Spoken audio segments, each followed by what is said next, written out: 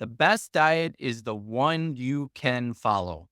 That's it. There's 90 million diets out there, but the fact of the matter is the best diet is the one you can follow. I just said, this is something I'm going to live with the rest of my life, right? And the doctor said, yes, unfortunately, that's probably true. And I said, then give me the shot.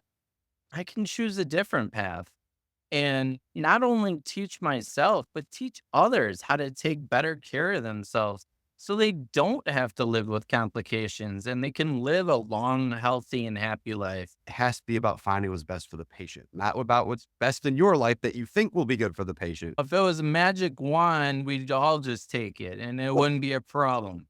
The fact of the matter is, if you do nothing, it doesn't do much. You have to do the work.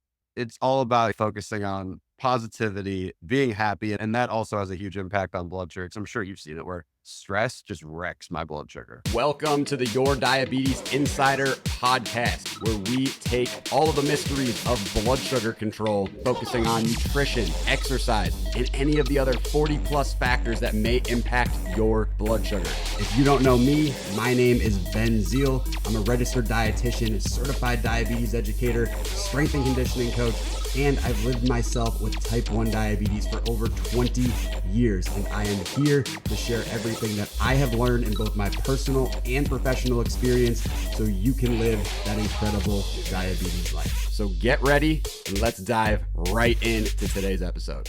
What's going on?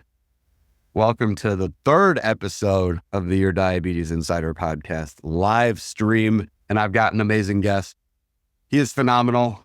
I have known him since I think I was in high school. At one point, I was one of his patients, and now we're pals, and it's amazing. And he is one of the best nurse practitioner, diabetes educators in the country, probably number one in the state of Texas, probably number one in the country. But either way, without any further ado, bringing into the picture, Jeremy Schmidt. What's up, Jeremy? What's up, Ben? Thank you very much for the introduction. I was going to say, I'm excited you're here. I know that there are a lot of people that are about to learn a lot of stuff from you in the Beatus realm. And just to make sure that they know who you are, obviously you're a big deal, at least in my eyes, but tell everybody just a little bit about your diabetes story, because you obviously live with it yourself. And I feel like all the practitioners that live with it have this unique angle of, we get it professionally, but we also get it personally. So share a little bit of your background, how you got to this point, and then we'll dive in from there and just some fun knowledge dropping. Absolutely. Absolutely. So I ended up being diagnosed with type 1 diabetes when I was 10 years old. I knew a little bit about it because my father also was diagnosed very young at age. He was actually 14 when he was diagnosed. So I grew up learning a little bit about diabetes, but I learned from the get-go that this was something I was going to live with the rest of my life. I remember in the hospital, there was a story that my mom tells, but I remember it very well. And it was, who was going to give me my first shot? I was 10 years old. Was it the nurse? Was it my mom? Was it my dad? Who was going to give me that first shot? And I just said, this is something I'm going to live with the rest of my life, right? And the doctor said, yes, unfortunately, that's probably true. And I said, then give me the shot. So I gave myself the first shot, and I've always taken control of it ever since. I'm just one of those people that I wasn't going to let anybody else do it for me. If it was something I had to deal with, I was going to deal with it. And with that too, obviously, you took your first shot, you're 10 years old. Something in life had to get you to the point where you're like, hey, I'm going to do diabetes as a profession and nerd out on the science and teach other, educators and patients exactly how all of this works and how everything comes together. So what was that pivotal moment for you that led you down that path? That's a great question. There was actually two of them. The first one came, and me personally, I'm a confident, borderline cocky. When I came to it, it was one of those situations where the doctor was saying 200 blood sugars they're not bad. They're not bad. And I was thinking to myself, I'm like, I know that's not right. I know that there's something wrong with that situation. And I basically told my mom, I said, Mom, this doctor is an idiot. I said, my goal is to do what this guy does, but do it better. And she's that's a hard thing. You're going to have to go to medical school and everything else. And I'm like, no, I think I'm going to take a different route. So that's exactly what I did. I ended up going the nursing route. And the reason I always went the nursing route is because I've seen the awful things of what diabetes can do as well. What diabetes can do as far as the complications, I saw firsthand with my father. So at 16 years old, I was doing dressing changes on the bottom of his foot, almost an inch deep. So all I knew was nursing. And so I was like, I guess that's the way I got to go. So I did. I started and I did the associate degree route, then turned that into a bachelor's degree route. And then once again, that confidence versus cocky kicked in. And I said, I am going to just go for my nurse practitioner because I'm tired of taking orders from people that I know more than. And I feel, and again, I admire and love just hey, I know this is my jam, but I feel like a lot of times with patients, and I'm sure people listening can agree to this, us as patients, we see some of these practitioners that are just not very educated in diabetes, and it makes us want to slam our heads into a wall. I would say in general, there are majority of my patients that have seen me for the first time have said, I know more than my previous endo. It's very common, especially with type 1 diabetes, because you live it day to day. And I said, more than me, you should have my job. That's how I feel about it. So Cool. There's a little bit of schooling and a few national certification exams. But to your point, exactly. There's a lot of times where people will go and they'll say, hey, saw my endo, I saw my educator, I saw fill in the blank practitioner, dietitian's always the one I get. I saw them and they pulled out something from 30 years ago, a plate model, or they told me to eat 15 to 30 grams of carbs at every snack and 45 to 60 at every meal. And I'm like, that's stuff I was told in 1999 when I was diagnosed. And so it's painful at how slow the progress is on the practitioner side. And so you said that was one pivotal moment. You saw one potato doctor and you're like, I got to do this. What was the other moment for you? yeah, the other pivotal moment, unfortunately, was seeing what my dad was suffering from. You know, it was one of those situations where I was like, I could follow and go right down the same route as him, or I can choose a different path and not only teach myself, but teach others how to take better care of themselves so they don't have to live with complications and they can live a long, healthy, and happy life. The majority of my patients think that I got into diabetes because I have type 1 diabetes. That's so far from the truth. That's why I got into nursing, but it's not why I got into managing diabetes. Why I got into managing diabetes was simply because of my father and the complications that I saw with him. Which I feel like hits that much deeper because you saw, as you mentioned, you saw some of the worst of what diabetes can do to someone if they don't keep themselves in line, in control, and ideally in range as much as possible. And given that, there's obviously a lot of science that goes into that and a lot of techniques. And you and I could be here for probably the next 5 hours and still not even scratch the surface on everything. But when it comes to insulin, I feel like a lot of people, not to say they have a misconception of how it works, but a lot of people feel like they know how it works. They know how to dose. They know how to, count the carbs and match the ratio. But how does insulin actually work? Like the rapid acting, what does that curve look like? Like how should people consider that with the next time that they're dosed in terms of making decisions? So when I have a new patient, I teach them about the lock and key method. And basically what I teach them is your cells are always locked and they can't get access to that glucose, like at all. The only way they can access it is by insulin. So it means that you have to have enough insulin in the body in order to unlock those cells. And then guess what? The sugar goes into the cells. So when the blood sugar is high, that means your balance is off. So your body's going to do everything in its power to try to fix it. So why do you go to the bathroom more? Why do you drink more? It's all to try to get that balance regulated.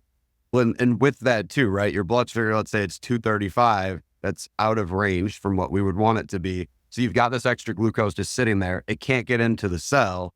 But let's just say if we go even a step further, you've already corrected You've already taken one correction. A lot of people say, I want to correct again. My number's 235. I'm sitting here. I'm struggling. I'm suffering.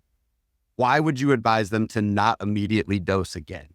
So you're talking about rage bolusing, basically. Bolusing and the curve, right? Like, yeah, absolutely. It takes time. We think these rapid acting insulins work. A lot of times they'll say the onset is 5 to 10 minutes. Even with your Fiasp and your Lungev and everything else, you're talking at least 15 minutes. I cannot stress that enough. I see all the time where people are like, I took insulin, but it should work, right? No, it takes time. And a lot of times, an hour, 2 hours, I always tell people, check again in 2 hours. If you're not coming down in 2 hours, then it's okay to go ahead and take another bolus. But you cannot like 15 minutes or even a half an hour, because then you're going to crash. There's no doubt about it. I am so glad you just said 2 hours, because there are all the time, it won't just be patients with me, it'll just be people in general. Oh, I want to dose again. Or, oh, like I'll even think sometimes my number's a little higher than I want. Oh, I should dose again. But then I forget that 90% of insulin is gone in those 2 hours. There's still some residual left over for another 2 hours. But when you're waiting that full 2 hours, like you said, most of it's gone. So you could consider taking that other dose, but so many people will get frustrated. They'll just take more and more and more and more. And I always tell them, it's like Wile E. Coyote. He like runs off the cliff and then he looks down and then he falls. That's how the blood sugars ultimately look. And it can be very scary. So one of the rules of thumb that I have is that, and this really is for patients that use an insulin pump, because you never know if that site's good or bad, right? All of a sudden that blood sugar might be 400 and you're like, why in the world am I 400? I didn't eat anything crazy. You absolutely assume at that point the site's bad. So what I tell people to do is, a good rule of thumb is take that whatever your correction is, wait an hour, see if you're dropping at all. And then if you're not dropping, go ahead and take another correction. Because the problem with insulin sites in general, the insulin pump sites, is that you're heading up, but you don't know how far up you're going. So you have to catch it and then bring it back down. So that's a really important concept, but that's for people who have insulin all the time. There we go. We unfroze. Can you say that last part where you said you catch it and then one more time just because it cut off? Yeah, you gotta catch it, because you don't know, nobody knows. A sensor, you'll see an HI, right? You don't know if that's going to be 400, if that's going to be 550, if that's going to be 700. So you have to catch that blood sugar and then bring it back down. Well, and with that, because you mentioned something that I feel like, I don't know if I've ever talked about on any platform, with the high blood sugar and like the high limit, right? On Dexcom, let's say 400, even some of the meters, I know the finger sticks, you can get only up to a certain level before it literally just says HI. Without a doubt, yeah. What is the highest blood sugar you have ever seen while in practice? Not personally, but in practice. Actually, that's a really good thing. You don't see, unless you're drawing from an actual vein, you're going to see those high blood sugars. So the highest blood sugar that I've seen is 1575. And what was amazing about that is it actually beat my diagnosing blood sugar, which I was diagnosed with a blood sugar of 1,440. And still sitting here today talking to you. Oh my God. I can't even. Yeah, I don't think we ever talked about that. No, we actually somehow, I've known you for like half of my life. And God, that is insane. Also, I tell people all the time, I'm a walking miracle, because I really shouldn't be here. And when they tested me again, you're a 10-year-old kid with a blood sugar of over 1,400, not in a coma. You're literally walked into the emergency department. I am just in awe, just trying to process that. Because I think I can count on one hand the number of people I've spoke with who said, oh, when I was diagnosed, I was over 1,000. Well, I remember having a bad dream, and like occasionally you remember the dream that you have and you remember it years later. There was one I had probably 3 or 4 years ago where I had a 961 blood sugar, and it freaked me out. I don't know if there's any significance by that number, but 961. And now you're over here, oh yeah, that ain't nothing. I'd be about 400 or 500 points. That's insanity. But to that point, I think it's really important to mention, like you did, not to stack the insulin, but also the why behind it. The fact the insulin is still there in the system. And in a similar vein, I'd be curious too, and I know you're familiar with the Afrezza, I'm sure. But Oh, absolutely. yeah, talk a little about that, because I feel like with a sticky high blood sugar, there's a lot of utility, but also I don't think a lot of people know that inhalable insulin exists on the market. The interesting thing about inhaled insulin is simply you are absorbing it in a totally different nature.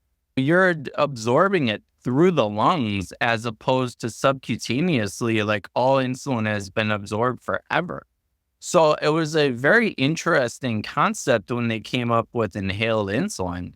And it's a major change to the diabetic community, especially for type 1 diabetes, where you're telling somebody, no, no more shots. You have to do inhaled insulin instead.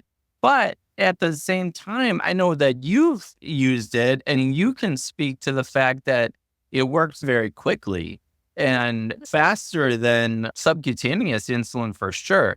And what I do like about it is that feature. I think it really works quickly.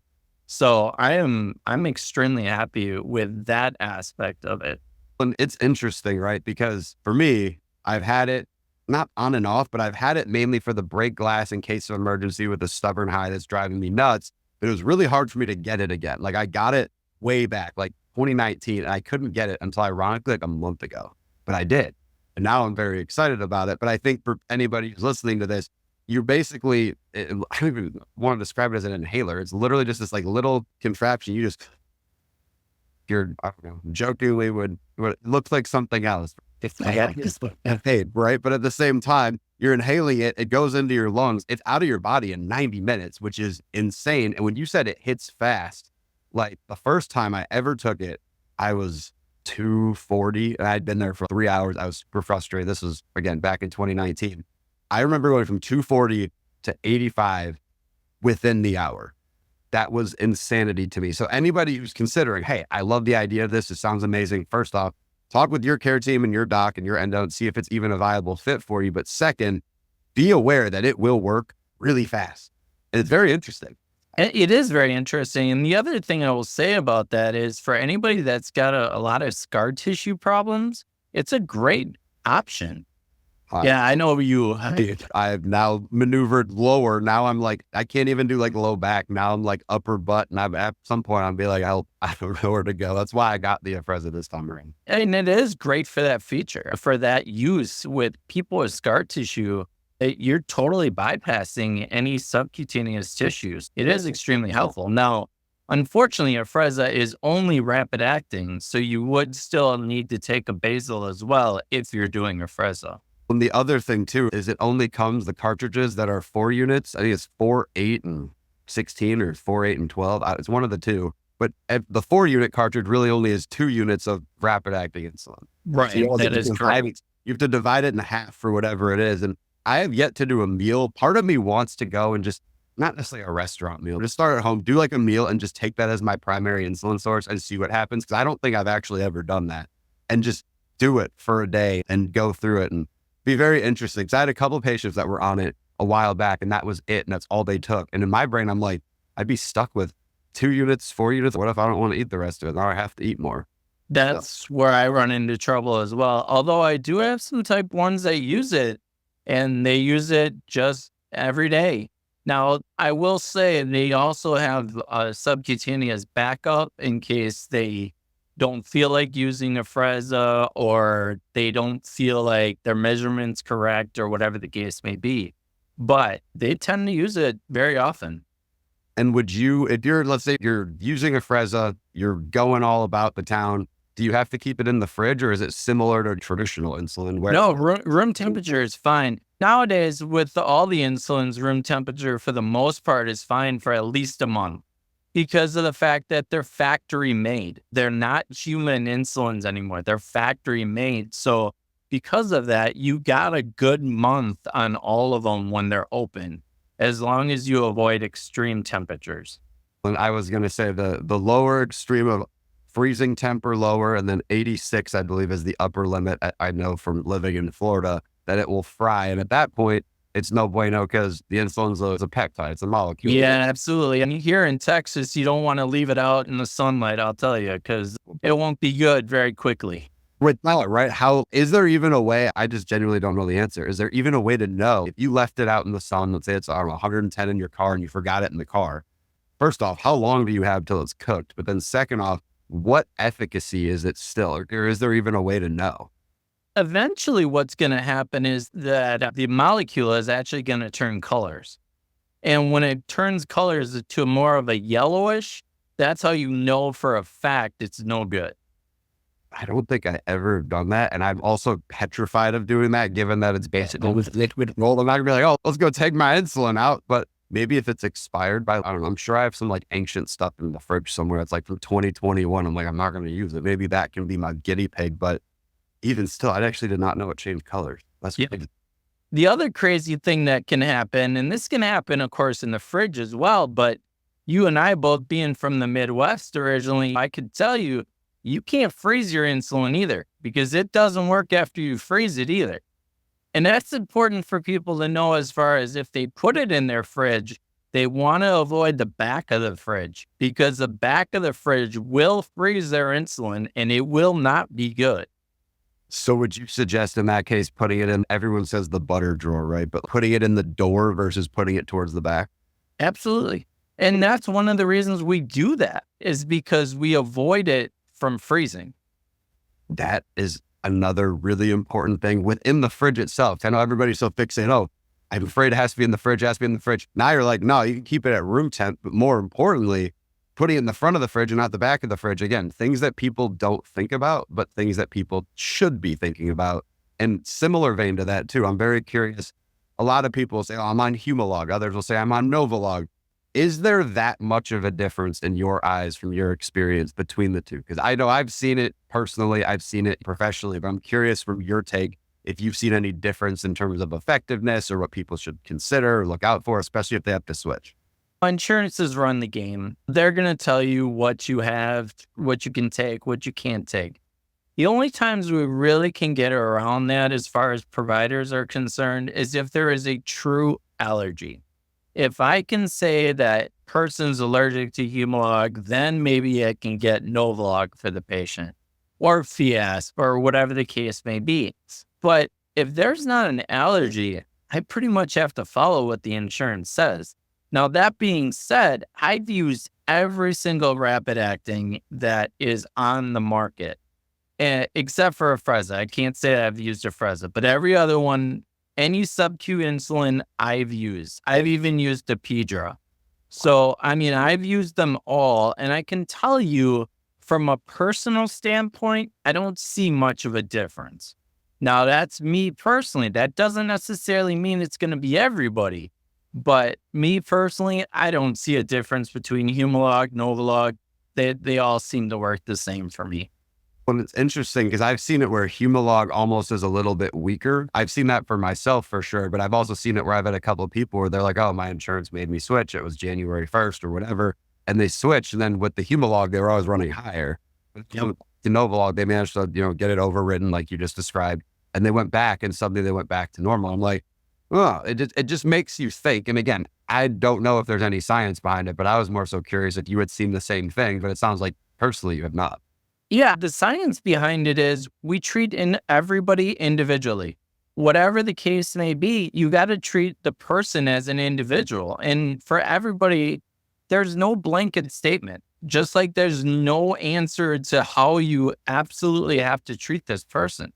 You treat everybody the best that they could be treated. So very individually. And that's what I base my career on, is making sure that I treat every person that walks into my office individually, because it's so important to not treat them blanketly. I think the biggest two pet peeves that I have with practitioners in general, and this is, I'm not going to say hating on my own kind as dietitians or hating on educators, but, and I know you absolutely epitomize this beautifully, is when practitioners will treat everyone exactly the same. Drives me absolutely nuts because 7-year-old Ben is not the same as 37-year-old Sally, right? We're two completely different people, different lives. Absolutely. But then second, when the practitioner has inherent biases that they then pass on to the patient. If there's a vegan person or there's a keto person and they just adamantly say every person must do this way, it has to be about finding what's best for the patient, not about what's best in your life that you think will be good for the patient, about what's best for the patient, which I feel like on that semi-controversial topic, I want to slide into everyone's favorite, the GLP-1s. Your take on the Mounjaros, the Ozempics, the things that are getting thrown around on the news and thrown around, but feels like candy at times. But do you think that they are effective for people with diabetes? And if yes, how? Yeah, without a doubt, they're effective. But I can say it's a very expensive candy, Ben. It's very cheap. These GLP-1s, they are very expensive. And of course, you have companies like Roe and all these other companies that are out there and they're marketing their compounded versions. I can't speak to the compounded because I honestly don't know what's in there.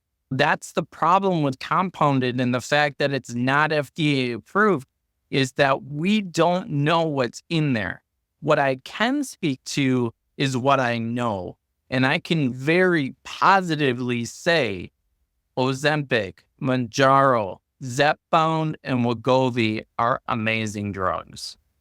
They are doing everything from obviously helping people drop weight to lowering. Mounjaro has a study out there where they literally took people with diabetes, gave them Mounjaro, and not only got their A1Cs, baseline was 8, not only got their A1Cs under 7, but got them under 5.7. So they got them under that pre-diabetes marker. And it was like, don't quote me on the exact, but it was like 50% were under Wow. that 5.7 marker. So when it comes to type 2 diabetes, absolutely amazing. Now, when it comes to type 1 diabetes, do I believe there's a place? Absolutely. Unfortunately, we can't get covered. So we try for Wegovy or we try for Zepbound, but what I will tell you is the variability is so much less when a person is on a GLP-1. That variability is just minute when I see a patient on that. And you mean blood sugar variability? Yes, I'm sorry. And what I'm curious about it too, because like you said, right, it has a lot of good things that it does for people with diabetes. But on the flip side, is it also a function of them doing the underlying work on the nutrition side, on the activity side, on the lifestyle side? Or is it really just, hey, I'm dialing up, I'm taking my dose and I'm good? I always say in clinic, it's not a magic wand, right? If it was a magic wand, we'd all just take it and it wouldn't be a problem. The fact of the matter is, if you do nothing, it doesn't do much. You have to do the work. There is absolutely no doubt you have to do the work. And people are like, I don't do anything. I said, I guarantee you do one thing. And they're like, oh, yeah, what's that? And I'm like, you're eating less. Yeah. That is your part. That is one less thing that you are doing. Even if it's as simple as not eating as much food, you're doing something. And that's the thing. I think people don't realize, hey, it doesn't feel like I'm doing much. They're not thinking about all of it. And I know that there's a lot of changes to the, I don't want to say the brain chemistry, but just how full you feel, satiety factors, satiety hormones, etc. But I think the other thing to emphasize is we don't want people to say, hey, I'm going to take this and then I'm at some point going to get off of it, but they haven't done any of the underlying work. Because I also believe, to your point, there are studies where it shows amazing things. And I also have seen studies where it shows the opposite, where people lost 30 pounds, they got off of it, they didn't change anything, and they went right back to where they were at the beginning. Absolutely. That's like most diets. To be honest with you, I always say, people ask me, and I'm not a dietitian, never claim to be, won't ever claim to be, but they ask me, of course, dietary questions, and they'll come at me and they'll say, what's the best diet? And I said, you know what the best diet is? One simple answer. The best diet is the one you can follow. That's it. There's 90 million diets out there, but the fact of the matter is the best diet is the one you can follow And it's all about a lifestyle change. It's not about a diet.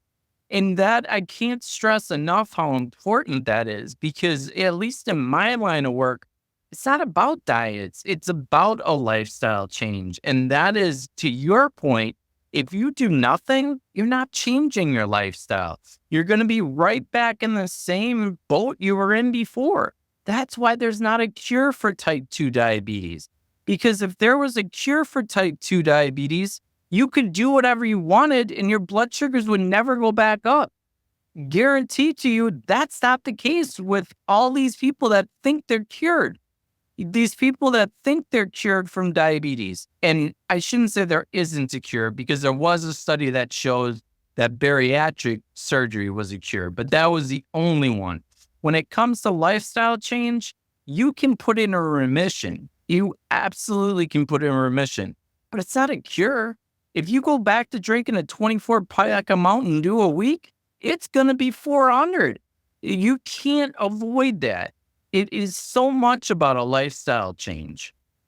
And I think that's the biggest thing that I love that you're driving home. Because I know I try to do it because I'm like, hey, it's the nutrition side, it's the activity side, and it's how you deal with the blood sugars.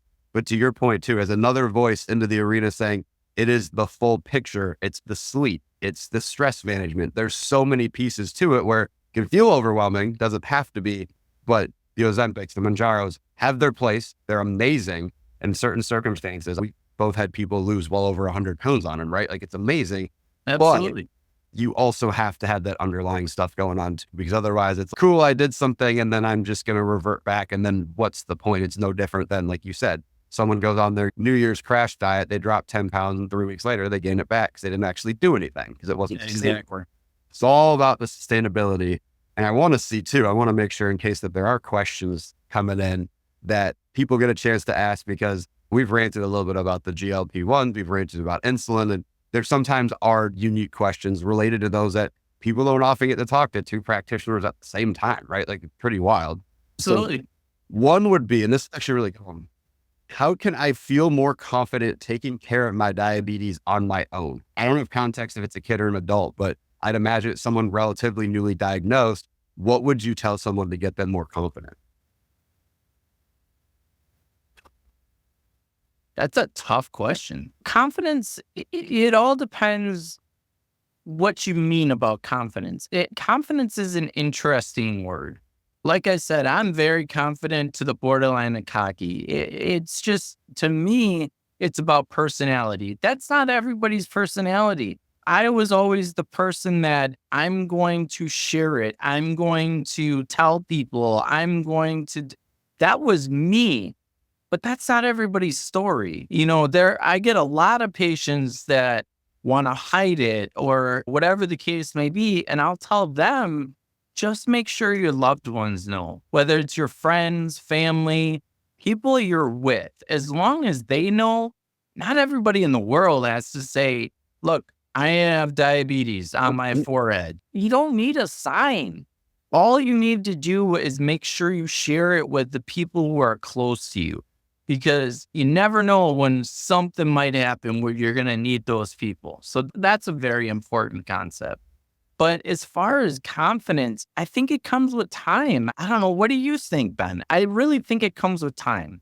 I was going to say two things. One is I can just wear a shirt that says beat us instead of stamping it on my forehead.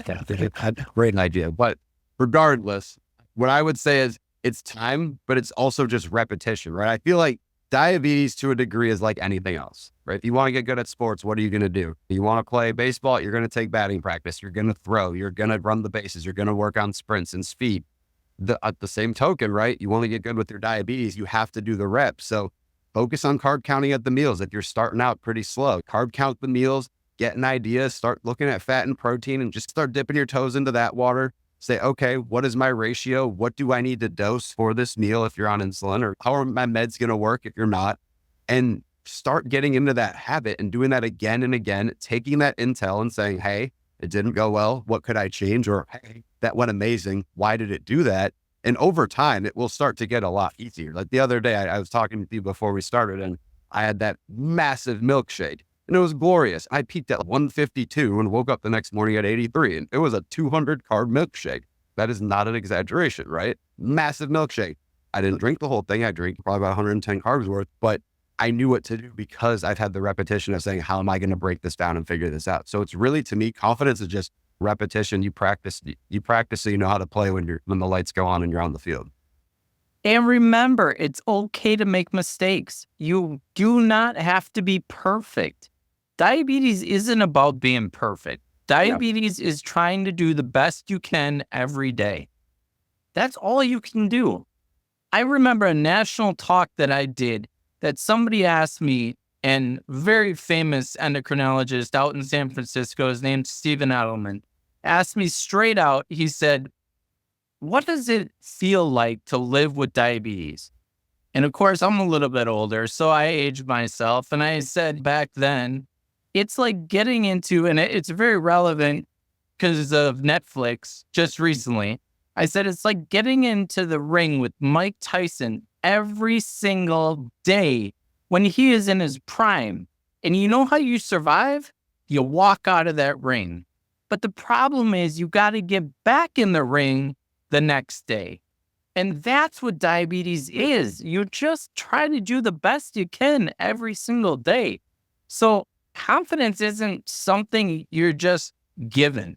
I agree with you 100%. It's practice. It's just nonstop, day to day. We all get drained by it. There's no doubt about it. But you just try to do the best you can. And honestly, no matter who your provider is, that is what they should expect of you. They should expect you to do the best you can day to day. And if you think you're doing the best you can, then it's on them to be a little bit better. And I have no problem in saying, if my patients think they're doing the best they can, then I have to work on my decision-making to try to help them be better. And I think that's part of what sets you apart as a provider as well, is you saying, hey, I'm taking some ownership over this, and I want to make sure I'm giving them the best possible resources and the best possible ideas to make their blood sugars better. And a lot of practitioners won't do that. They'll say, you screwed up, congrats. They'll chew your ass out for 5 minutes and then you leave after. Highlight the number that's really high and be like, why did this happen? And chastise you for doing it. Yeah. The providers as well. Now, to me, it doesn't help anything. Like, it's one thing to say, hey, I saw last week, this went a little bit out of whack. Do you remember? Let's talk about it. That's a lot different than, why were you 275? Absolutely. Your provider. Interrogation.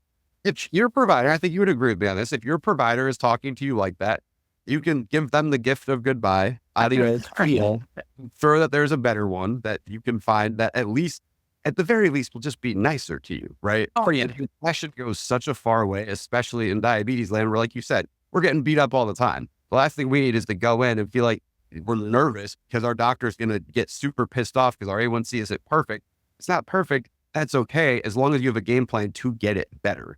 I was that kid. Absolutely. And I was that kid that lied about blood sugars. I was that kid that, just if they weren't perfect, my doctor was going to yell at me.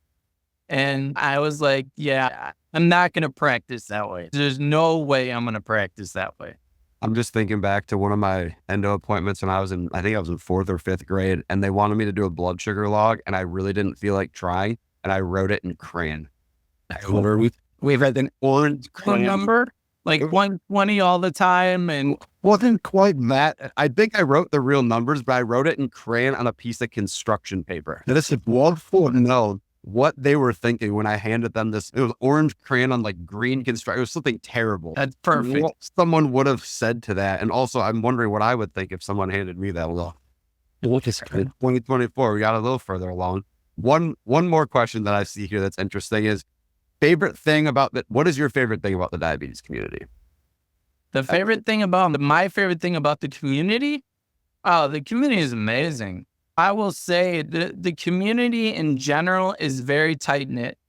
When you look at statistics, it's amazing that still to this day, 5 to 7% of all diabetes is type 1. Yeah. That's it. I don't even think we're hitting 10% anymore. It's like 5 to 7. That's it. And it's incredible I can't tell you how many of my patients have said, I grew up without having another person with diabetes in my school. Guess what? I was one of those. I was the only one in my school that had diabetes. Nobody knew what it was. And now I hear, unfortunately, fortunately, whatever you want to say, there's 20 kids in one school that have type 1 diabetes. It's unheard of. I can't believe how many people are still getting diagnosed. But with that being said, I think it makes us stronger. I really do. Because the knowledge is there. If you want to seek it out and grab it and talk to people that know, talk to people that have been there, don't necessarily talk to all the people that have problems or complications. Yeah. Because not everybody does.